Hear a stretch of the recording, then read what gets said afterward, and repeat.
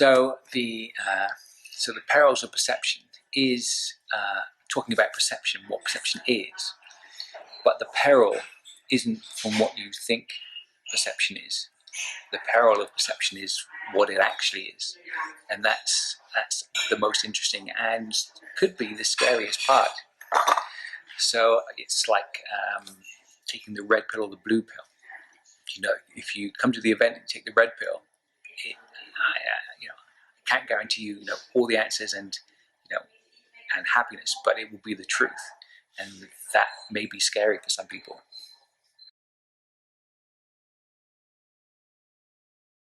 I think the key takeaways will be a clearer understanding about how the brain processes input information and how it uses it, and where you think the line of consciousness and subconsciousness is.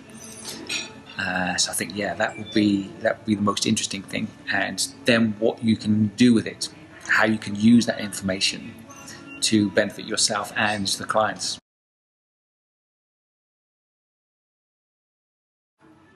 Firstly, it's a fascinating subject about what's actually going on in your head, and the more knowledge you have about what's going on, the more influence you can have about controlling that for yourself and others.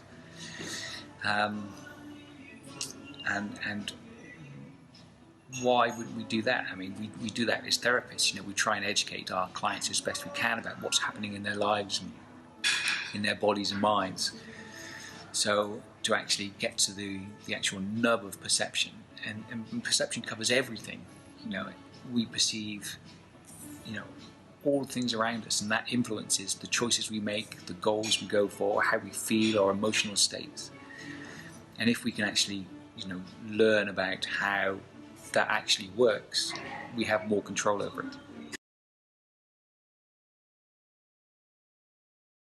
Well, I've been a behaviour specialist for about 25 years, working in education and specialist settings and the corporate world.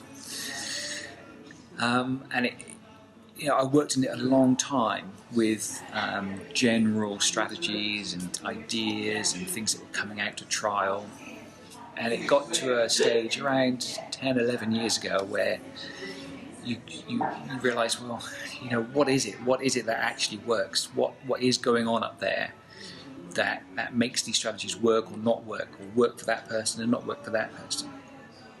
So that's when I kind of began a real intensive study of neuroscience, neurolinguistic programming, hypnosis, persuasion and influence techniques. So reading books and research papers on it all, and trying to link them, because what you've got a really academic side of things about what's going on in the brain and where words are stored semantically and how they're all drawn together for memories and ideas and thoughts.